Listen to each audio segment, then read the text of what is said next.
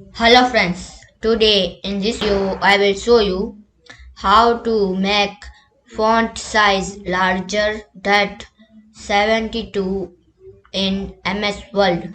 Firstly,